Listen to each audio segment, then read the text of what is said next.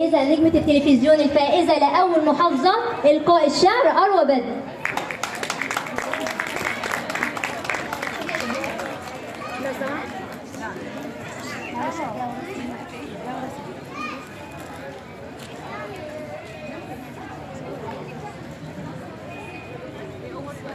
أنا اليتيم من يمسح دمعتي، من يقبل خدي، من يطعمني ويسقيني ومن الخوف يحميني.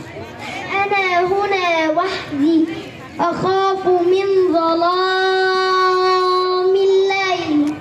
يا إلهي رجوتك أن تحميني وتخفف آلامي وتعيد لي كل أحبابي. أبي وأمي أغلى ما عندي. أبي أين أنت؟ أمي أين أنت؟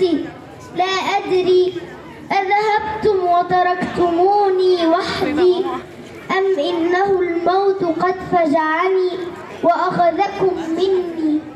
أنتم شمعة حياتي، لقد انطفأ سراجي وأصبحت أعيش في ظلام وكأني تحت طبقات الأرض، فأنا جسد ميت في قبري، لقد دفنت وأنا حي.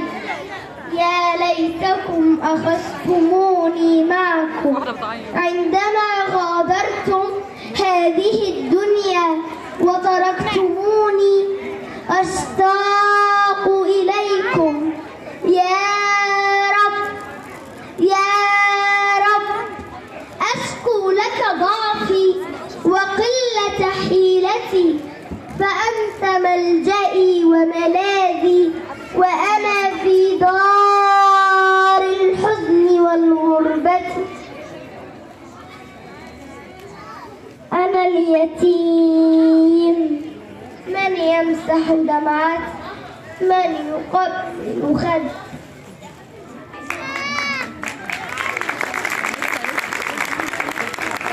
قال رسول الله صلى الله عليه وسلم: أنا وكافل اليتيم كهاتين في الجنة، وأشار بإصبعيه السبابة والوسطى. صدق رسول الله صلى الله عليه وسلم.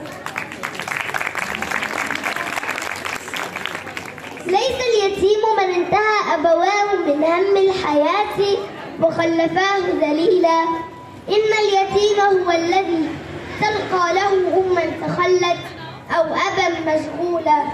انظر إلى وجه اليتيم ولا تكن إلا صديقا لليتيم حميما، وامسح بكفك رأسه سترى على كفك زهرا بالشدى مفعوما. انظر إلى وجه اليتيم وهب له عطفا يعيش به الحياة كريما. حسب اليتيم سعادة أن الذي نشر الهدى للناس عاش يتيما.